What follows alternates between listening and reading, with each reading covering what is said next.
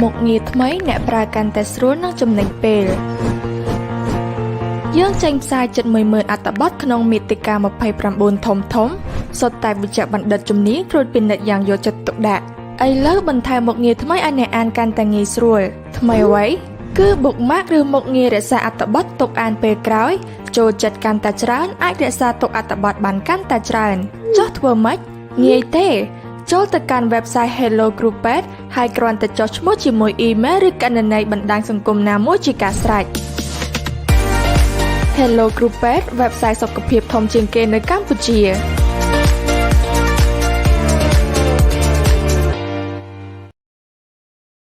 Getting health information has never been this easy.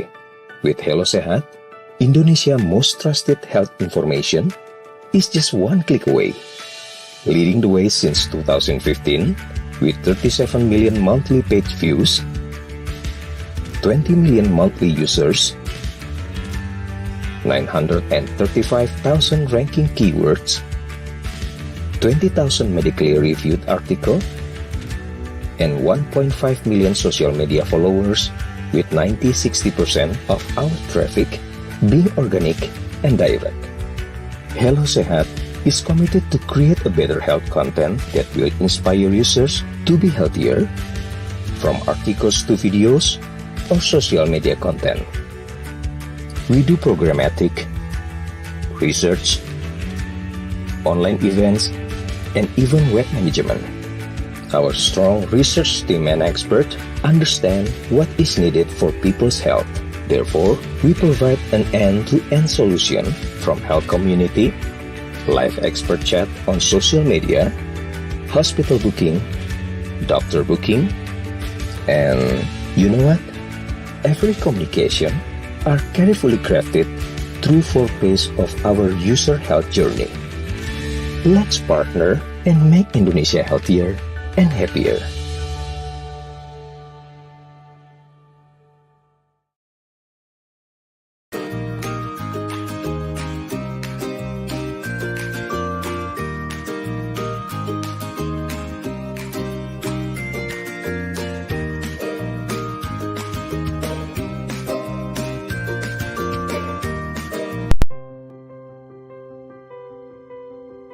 Shift from the fear of COVID to living with it, and that the normal that we know in the past may not be there anymore.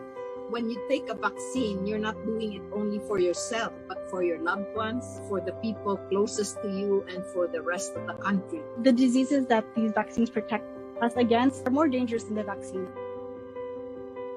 The treatment does not get rid of the virus, but it prevents the virus from weakening your immune system. Kindness is really the currency of our time. It's never a sign of a weakness of one's character. If we want to seek help, if we want to talk to someone. Number 1, you can get cured. Number 2, it's not your fault that you have this disease. And it's because they're trying to deny that they have the disease. But once you accept it, and you learn to live with it. It's really very easy to be living with diabetes. Love your eyes and your eyes will love you back.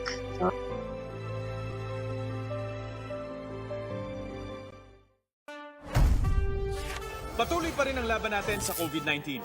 And together, we can beat the solution. B. Bawal walang mask. I. Isanitize sa mga kamay. Iwas hawak sa mga bagay. D. Dumistansya ng 1 metro. Alamin ang totoong impormasyon tungkol sa COVID-19. Protektahan natin ang sarili at mga mahal sa buhay. BIDA, be the solution sa COVID-19!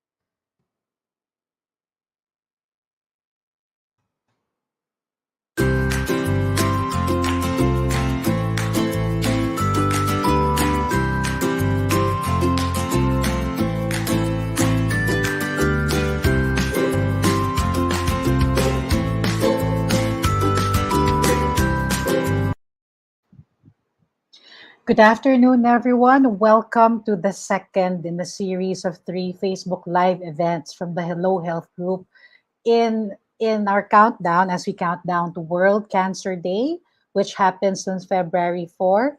My name is Kai Magsanok of hellodoctor.com.ph. Um, Before I proceed, I would like to invite everyone to check out our website. You now have the option to read our stories in Filipino. So, mas marami po tayong matutulungan ngayon na ang Hello Doctor ay mababasa na rin sa Filipino. Thank you so much to our team who developed the Filipino website. Awin Batara, our Filipino editor, Lorraine, and all Lorna, and all our translators. Marami pong salamat.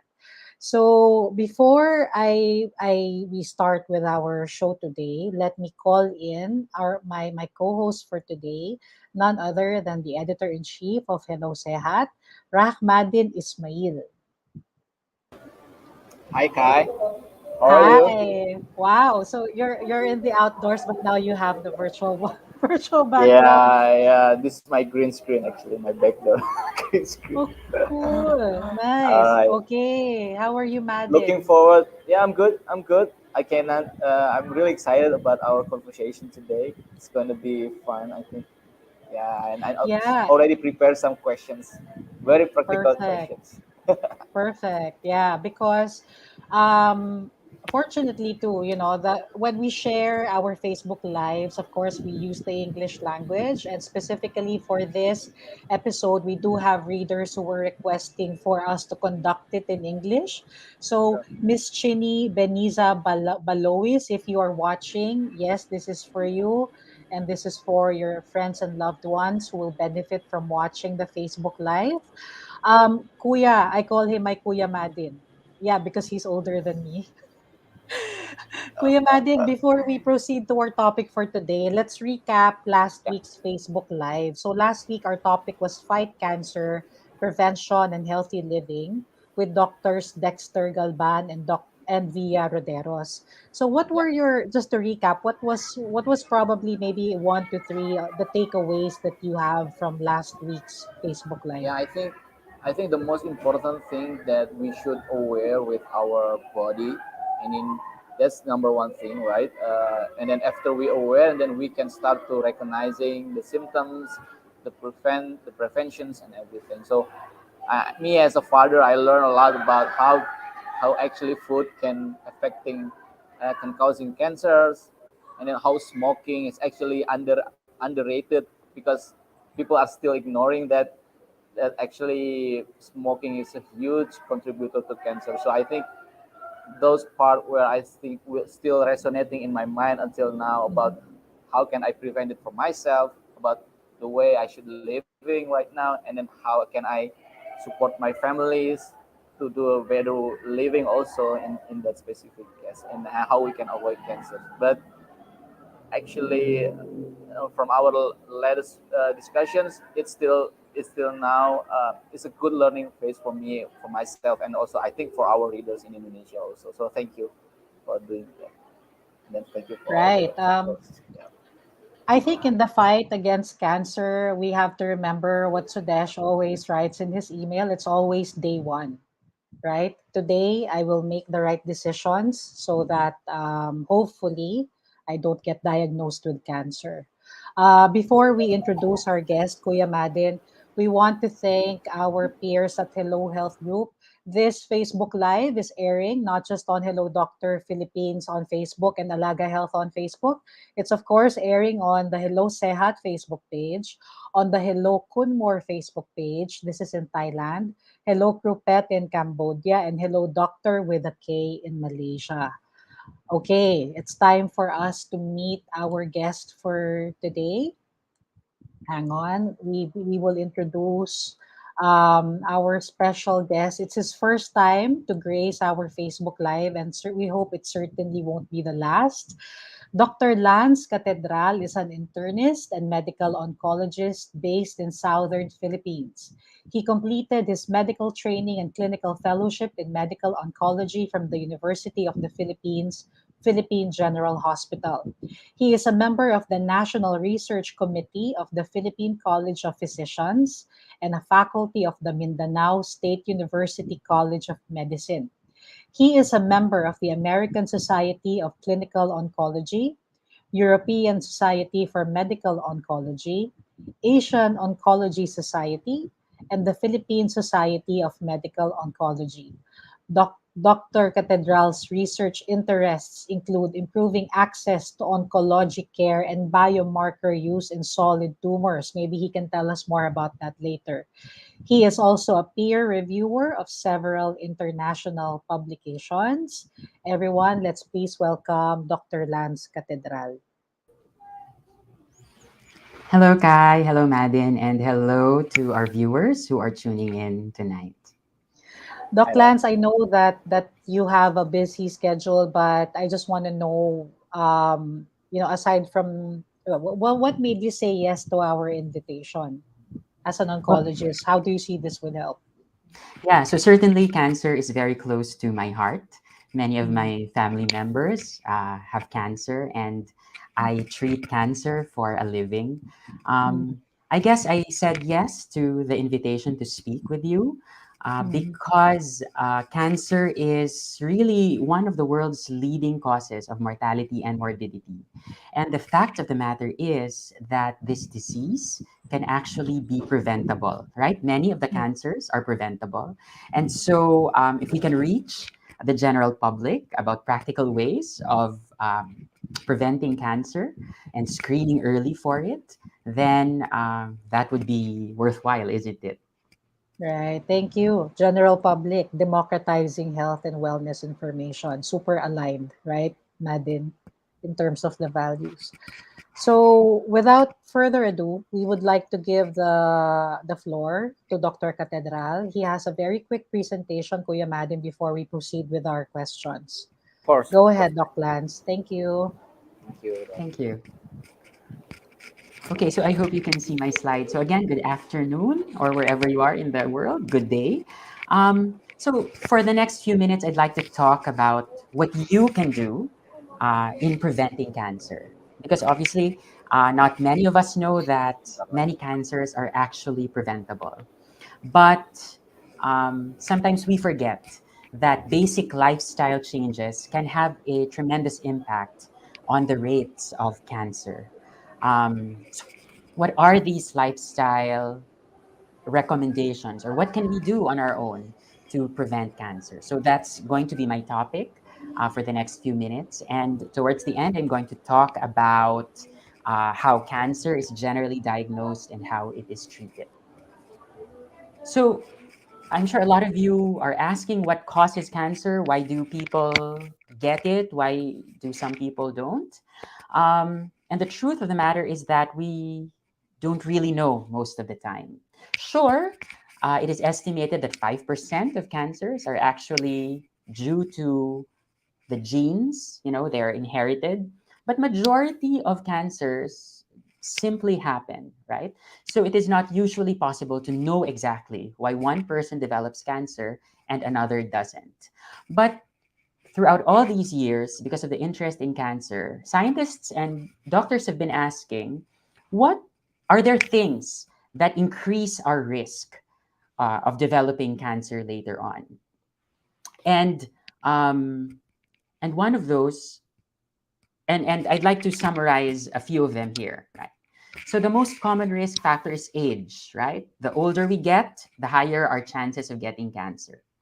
The second is exposure to carcinogens, or in simple English, substances that cause cancer. They can be pollutants in the air, in water, or additives in the food that we eat. The third and very common risk factor is tobacco use or cigarette smoking. Obesity is another risk factor, right? And since the emergence of the Western diet in Southeast Asian culture, that has also led to increased risk in development of cancer. Some infectious agents can be a form of virus, and I'll talk about this later on, actually increases the risk of developing cancer. So these are just some of them, right? So for the next few slides, I'm going to talk about what we can do, right, to decrease our risk. And the first thing is, and the best way to do that is to avoid tobacco, to quit smoking, right? There are ways of doing this, right? You can just quit cold turkey, but it is recommended that you consult with your doctor who can assist you. There are now medications that can actually help you quit smoking. And when you use those medications with good psychosocial support groups and really a strong resolve to quit smoking, then that will really do wonders for your body. Remember that cigarette smoke doesn't just increase the risk for cancer, it also increases all sorts of risks. Cardiovascular risk, right? The increased risk for heart attack and stroke. And so when you cut down or when you stop tobacco, then it's really doing a lot of good to your body, right? The next thing that we can do, that you can do, is to be physically active. Exercise, refraining from sedentary lifestyle, making sure that you go around and use your muscles and trying to sweat things out. That will really do wonders for your body as well. And research shows that people who exercise generally develop cancer in less frequently than those who have sedentary lifestyles. The third, and maybe a difficult task for most of us, is really to maintain a healthy body weight, right?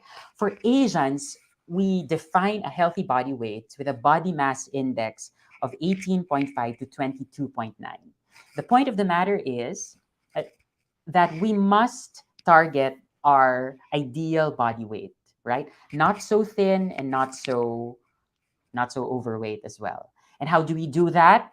Well, we can start with our diet, right? So we eat lots of fruits, lots of vegetables, whole grain, lots of fiber.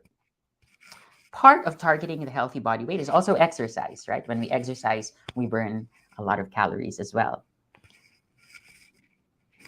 Avoiding unhealthy food. And this is what many of my patients always ask me, what food should they avoid, right?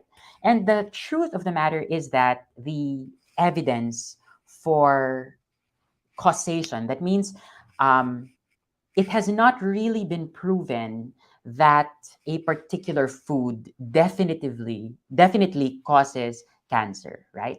But certain studies suggest that some food are associated with increased risk. We must avoid fat, especially saturated trans fat that we can get from fast food or fried food, right? And if we can avoid red or processed meat, then that is also good for our body, right? Again, avoiding unhealthy food doesn't just lower our cancer risk, it also lowers our risk for cardiovascular disease, developing diabetes, and other metabolic disorders. Another thing, limit alcohol intake. And if we can't totally remove alcohol from our bodies or from our diet, I would recommend that you stop it altogether, or if not, just limit it, to occasional drinking. It has been shown that increased intake of alcohol actually does increase the risk for developing certain cancers. Finally, and this is my last slide, protect against sexually transmitted disease. I mentioned earlier that some viruses are actually linked to the development of certain cancers. And so it is recommended that for women or for high-risk men, HPV vaccination, HPV is human papilloma virus, is recommended. Another question I get asked is, can we screen for cancers? By screening, we mean we detect the cancer way before they become clinically obvious or before the symptoms actually occur. And we screen for cancers because when we screen earlier, we increase the risk for cure.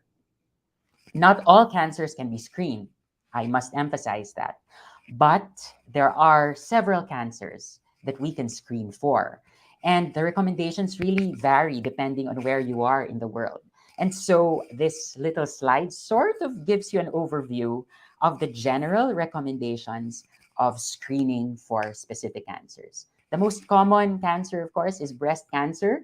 And it is recommended that for average risk females, by average risk, I mean those who have no mutations, no strong family history of cancer, then it is recommended that you start screening at 50 years with a yearly mammogram.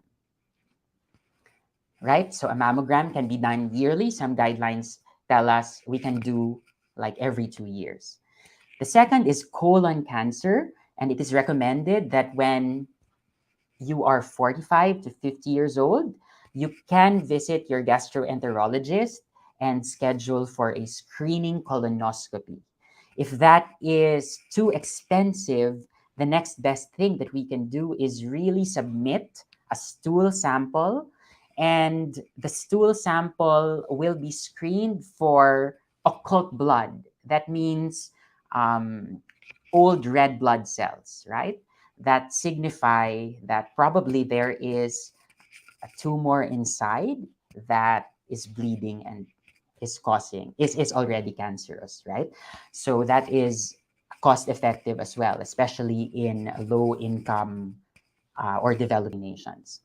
The third is cervical cancer, and starting 21 years old, some advocate for a later date, which is 30 years old. Pap smear every 3 years is recommended. For liver cancer, this is only recommended for those patients or individuals who have been diagnosed with hepatitis B or C, or who have liver cirrhosis. That means there is fibrosis of the liver, right? And it is recommended that we do liver ultrasound with a certain blood test called the alpha-fetoprotein every 3 to 5 years. And just a recent recommendation, we can now actually screen for lung cancer, but this is only reserved for very, very heavy smokers, 55 to 74 years old. Those who have quit within the last 15 years, it is recommended to have a yearly low-dose CT scan. So this CT scan uses radiation that is lower than the standard CT scan, and it does not have contrast. Now, just to wrap this up, I'd like to talk briefly about how we diagnose cancers in general. So we diagnose cancer through biopsies. You know, our patients present to us with all sorts of symptoms, usually with a lump or easy fatigability or unexplainable weight loss. And if there are areas or there are tumors that we can biopsy, by biopsy we mean we get a small sample and then we study that under the microscope, and that's how we diagnose cancer. That also includes doing a lot of imaging, right? CT scan, MRI, just to determine where the cancer has spread or if it has not yet spread. The treatment really depends on the stage. So the higher the stage it is, the more complicated the treatment becomes, and the lower the survival becomes, right? And so it's very important to emphasize that if we can screen for cancers as early as we can, and we can detect them early, then we have a greater chance of achieving remission, which means to say it's almost like a cure in the cancer world. So that's it, right? I look forward to hearing your questions, but my take-home message really is that it is possible to do something to lower our risk for cancers. It's through implementing all these lifestyle changes and subjecting ourselves to certain screening tests. So thank you very much. Thank you, Doc Lance. So I have I have three questions coming from your presentation, and then I'll let Kuya Madden ask his questions. Of course, none of us are fans of smoking, but people think that the e-cigarette is a healthier, quote unquote, option. What is your opinion on that? What are your thoughts on that? As far as I know, e-cigarettes have not been conclusively shown, right, to be linked to the development of cancers. But the current evidence states that they are not completely safe. There are risks. And so I would still recommend against the use of e-cigarettes, not just because we don't know whether they cause cancer or not, but because they can pose certain risks to our lungs. They can lead to development of certain lung problems. So if you can avoid e-cigarettes altogether, please do so. It's really advisable to go the harder route, which is the lifestyle change. Yes. Right? But with the right support, it's not impossible. I want to raise the alcohol consumption part, Doc Lance. Like, is there a healthy frequency? Of course, we don't encourage like the occasional. How occasional is the occasional that is still that would not put people at higher risk of developing cancer? Is there such a thing? Yeah. So your question is really, is there a safe level of alcohol intake, right? Because Yeah. certainly, parties will never be complete without them. And this is where science and medicine really gets exciting. It used to be that the major medical societies in the world said that the safe amount of alcohol is like one drink for females, one standard drink for females, and 2 to 3 standard drinks for males. So that means like 3 bottles of beer for males. But now, several organizations have already given their recommendation that there is really no safe level of alcohol. And so, I mean, practically, I think that if you only drink it occasionally, it won't really do that much harm. But maybe the harm is that when it becomes a habit, that you drink it every day in very large doses, then that becomes quite problematic. So I'm quite liberal in that. You can have alcohol in moderate amounts occasionally. Okay. My last But question, if Doc you Lance. can avoid it altogether, then that's the best route. Yeah, again, the harder but the best is the lifestyle change.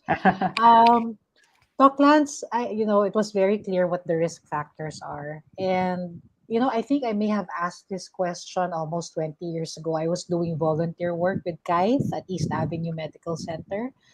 But just for the benefit of our viewers, if age and these other factors might contribute to cancer, why are there babies born with cancer, or why are there kids that develop cancer? Yeah. So that's a very, very good question. And that certainly has been the subject of many research endeavors, right? So why does childhood cancer happen? Well, the root of cancer is really mutations, right? So mutation is a change in the DNA sequence.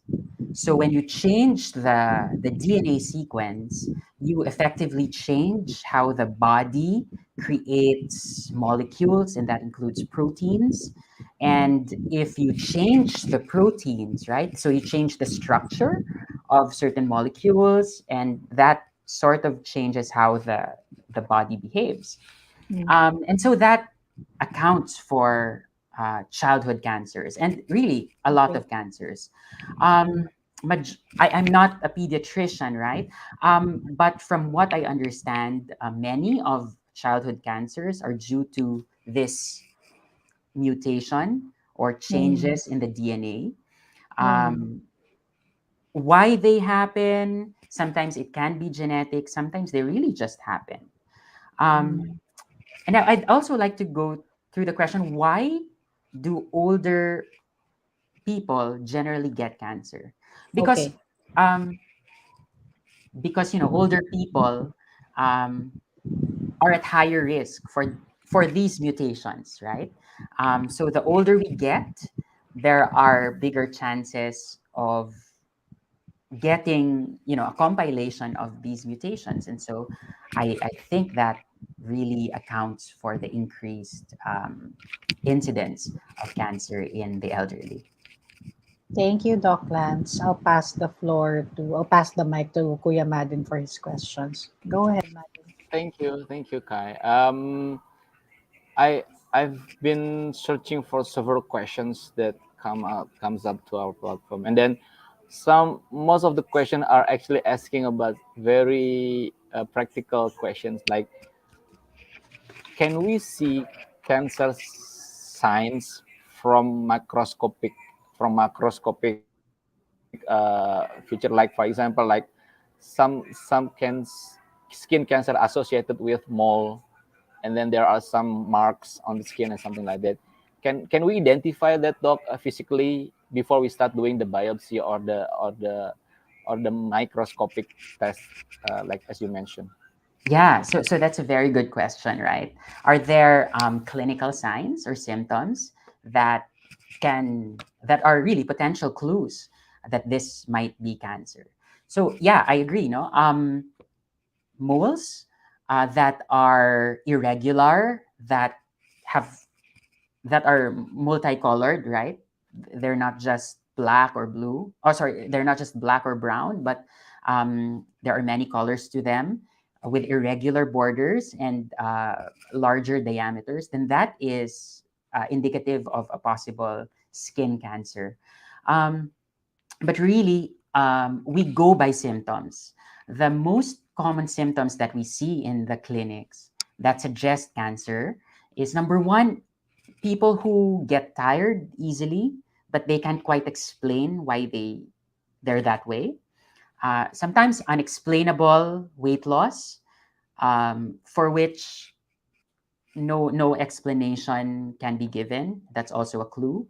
Most of our patients also come in with certain lumps, right? There are tumors in the neck or the breast, or sometimes they come in because there's an incidental finding of, say, a lung tumor when they do their pre-employment chest x-rays. So, but if you're asking me if there's a test um, that shows us whether cancer cells are flowing in our bloodstream, then there are really no tests like that yet. But there are tests that are being developed, and this is certainly an active area of research. For example, I know of circulating tumor DNA, it's what that test is called, that's being now used to diagnose lung cancer.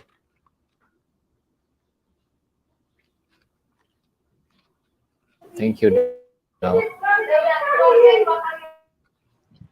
Okay, Doc, I'll go straight to, even before this, we started airing, we already received so many questions, as you saw on our sheet, right? And Yes. we have been told that they are tuned in, these patients are tuned in. So let me ask the first one. Kuya Madden, just let me know through the chat if you have your questions already, okay? Sure. Um, okay, Doc Lance, this is from Melanie Marino of Real Cancer Free Group Philippines on Facebook. I was 29 years old when I was diagnosed with with malignant neoplasms of my left breast, estrogen receptor positive. My question is that, can I still get tested for pap smear even if I don't menstruate anymore? Yes. Well, there are two reasons why a pap smear may be useful for you. So if you are an estrogen receptor positive patient with breast cancer, then you only need pap smear if, for example, you present with bleeding and if you're taking the drug called tamoxifen, right? It's to rule out a secondary cancer like endometrial cancer. But if you want to screen for cervical cancer for pap smear, then yeah, you can do that even if you're not menstruating. Sorry. I think I may have confused you. Yeah, the short answer is yes, you can have pap smear even if you're not menstruating. Ignore my previous reply, That's Melanie. okay. That's Doc Lance being a teacher. That's why. So Yeah. Miss Melanie Marino, to answer your question, according to Doc Lance, yes, get your pap smear test. Okay. Yeah, to screen for cervical cancer. Yeah. Right. So next question from patient Meng Fernandez. Before we proceed, this does not substitute for your consultation with your healthcare professional. So Doc Lance is sharing his thoughts. He's answering questions in case there are viewers who could relate to the same questions. But for those who are watching who are cancer patients or who are carers of cancer patients, this does not substitute for the actual consultation of the patient with their respective doctor. Okay, I just want that to be very clear. From patient Meng Fernandez, what food is bad for a cancer patient? Well, I mentioned this before, but you can avoid red meat or ultra processed meat and fatty food like fast food or fried food. The evidence for this is, not so strong, but I guess it's best to avoid them because avoiding them also carries with it benefits for the heart and the body in general. I agree with Doc Lance. I am not a paid ambassador for Netflix, but there is a documentary there called The Game Changers, which talks about athletes, really strong people on a plant-based diet. And then there are scientists there explaining the effects of these kinds of food to our body, so we can also do our own research. Next question, Doc Lance, from Paul Karatihan, again of Real Cancer Free Group Philippines. What if my biopsy shows I have cancer and it's in an early stage? Do I still need to really undergo chemotherapy? Well, that actually depends on the kind of cancer that you have. So, for certain cancers, you don't need chemotherapy, just surgery. For other cancers, you might need surgery or even radiation after. So, it's best to talk to your medical oncologist about this. I'm sure he or she will be happy to help you. Right. Okay. From Jam Eliza Montajes, why does the diagnosis seem to be so delayed in so many cases? I think it's because the symptoms come late. We see this often for certain cancers like pancreatic cancer, where the symptoms generally occur late in the game, and when we're able to detect them, the disease is already far advanced. It really goes to show that we really have to take the opportunity to get ourselves screened. Like I mentioned in my presentation, uh, you know, do the screening procedures so we won't miss the chance of catching some cancers early so they can be treated. Yeah, I agree with Doc Lance. Watch out for our series of Hello Health Heroes interviews with cancer survivors. And Doc, a lot of them were hypochondriacs. They were hypochondriacs. That's why even ovarian cancer, which doesn't usually manifest until it's in the late stages, was caught at stage 1 because she was a hypochondriac. Okay, so there's nothing wrong with being a hypochondriac as long as you work with your doctor. Yeah. Okay. And maybe, sorry, just a note, don't be afraid of your doctors or your healthcare team. We're not here to eat you alive. We're really here to help you. So we want you to get better. And so please see us the moment you feel anything. Right. Okay. Kuya Madden, I'm sure you have questions already. You have questions? Yes, I can help you to ask some of the other questions from the team.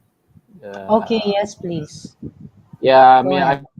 I saw there are some questions coming from also from Malaysia. I saw breast cancer is easier to check, but how do I know if my testis is cancer free? That's questions though. Prostate cancer, right? Yeah, the Maybe prostate Vicky's cancer. question. Yeah. Yeah. So the question is about. Can you sorry I think repeat that? the question is breast cancer is easier to check. Yeah. But what about prostate cancer? Yes. Yes. Oh yeah. So prostate cancer. It's usually a disease of old men. And so some advocate for prostate cancer screening. So we have what we call PSA. It's a blood test, but this is still not recommended. But elevated levels of PSA can suggest prostate cancer. So if you have issues with that, if you have issues with urination, if you have a sense of urgency or intermittency, then it's best to really see your urologist. The urologists are experts in the male's genitourinary tract, and they can advise whether a biopsy will need to be done, because that's the best test to determine whether you have prostate cancer or not. Okay. All right. We also have a question from our colleagues in Thailand, Doc. What are the possible side effects and the other downsides of the cancer treatment? I mean, generally we know that some bald hair. And yes. But is there? Can you elaborate more about that side effects? Yeah. So there are many drugs that we use to treat cancer. So chemotherapy is a drug that, or are drugs that are used to specifically kill cancer cells. The most common side effects would be, of course, nausea and vomiting. Some drugs would cause some hair loss or generalized weakness. And then there are newer drugs now that we use to treat cancer, and they're in the form of targeted treatment. They're in the form of tablets that specifically target the cancer cells. So the most common side effects, I think, would be diarrhea or some oral ulcers or some acne, but they're generally more tolerable. We also have drugs called immunotherapy, which sort of tampers with how the immune system works in order to combat the cancer. Common side effects would be, pneumonitis or cough, and some thyroid problems and so on. So that's certainly I'm oversimplifying it, but it really goes. What my point is that there are so many side effects. And it's best to talk to your doctors about this. Certainly, as cancer experts, we balance side effects with the benefits of treatment, and we always talk to our patients whether they are tolerating the treatments that we give them or not, and then we give them something that they can tolerate or that's good for them. Agree. Thank you, Doc. Just another question, because as we speak about Thailand, I just recall some recent news that in Thailand right now, they actually legalize marijuana as entertainment and also as a treatment for the disease. And then I saw there are some studies talking about marijuana related with cancer treatment. Doc, can you explain to us what is the actual correlations and how can marijuana help some cancer? I know this is a illegal in some countries, but it's Yeah. for the educational purpose. I think people need to know what is exactly the effect of that to cancer treatment. Yeah, so for certain countries, the use of marijuana, or the distilled substance, is already approved. Some studies show that it actually improves appetite. It helps control the pain of cancers, especially in the higher stages of disease. So I guess that's how I understand it. It's not yet legal in the Philippines, and certainly it will create a lot of debate. So my recommendation is for you to just follow your government's recommendation of, if it's approved for that specific indication, then I suppose it's reasonable that you can avail of it if your doctor deems it necessary that you do. But the way it works, it doesn't seems like a full cure, like a medicine, right? It's just to ease the pain. No, yeah. something As like that. far as Mm. based on my readings about the topic, it really addresses the symptoms, not really the cancer. Yes, that's the point. Okay, thank you so much, Doc. I think it's clear now.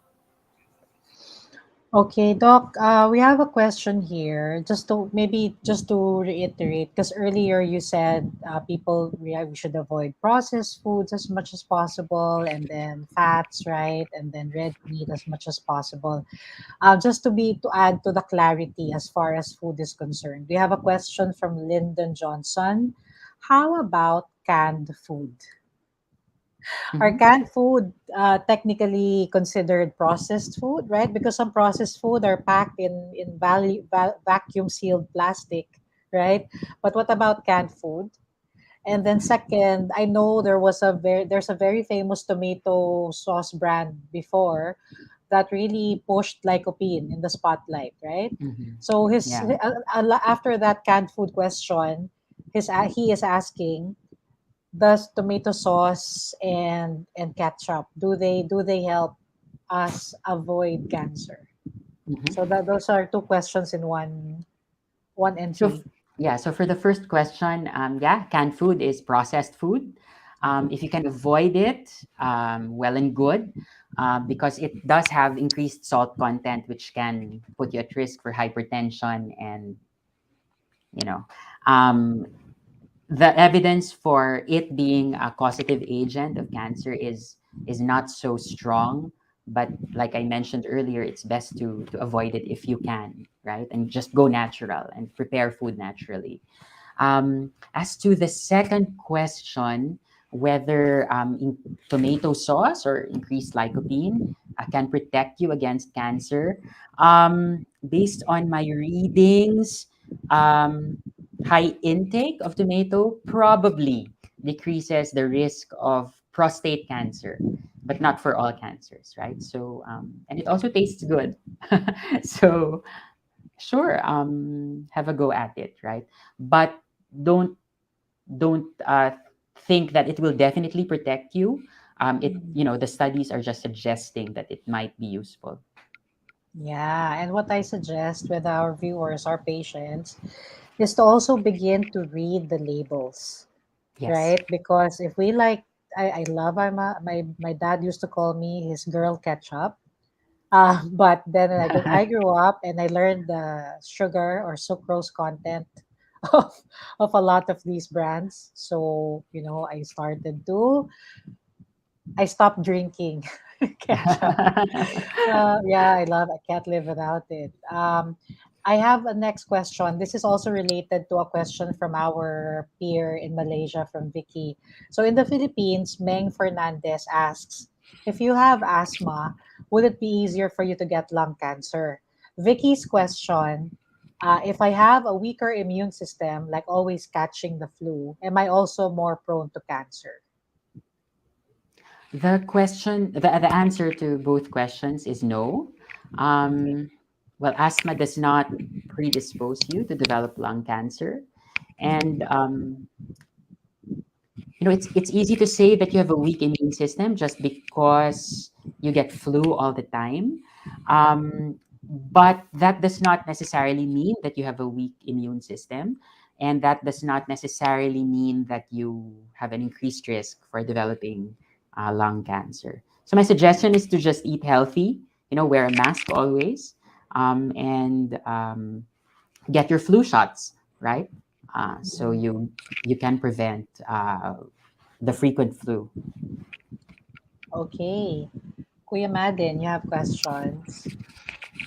Yeah, I You just wanna read out? Mhm. the last question. I just want to from Dr. Len's perspective or experience, what is now the frequent patients that coming to your practice? I mean, from the learning, is it getting younger, or is there any new trends that, I mean, personally, I can see the numbers right in Indonesia now. Breast cancer and cervical cancer is the most significant cancers in Indonesia in prevalence, right?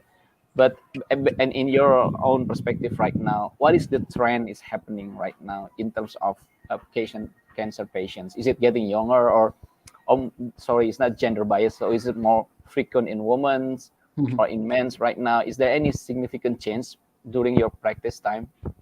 Yeah. Today? So thank you, Madden. That's actually a very good question.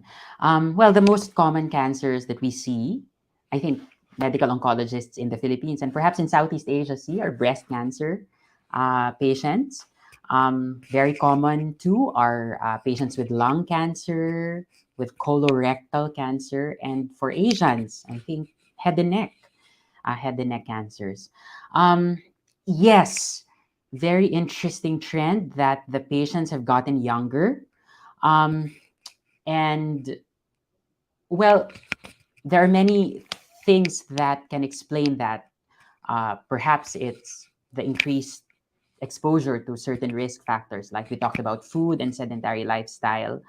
But then there's also an increased awareness about cancer. And so patients as early as 20 or 30-year-olds, they seek doctors' opinions right away.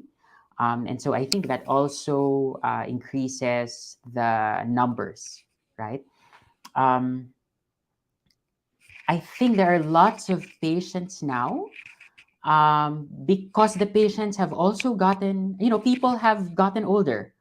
Remember that the lifespan of most people all over the world, especially in developed and even in developing countries, have also increased. And that sort of increases the opportunities for more mutations and therefore more cancers to develop. So in my own practice, that's been the trend. And I know of certain colleagues who have noticed the same things as well.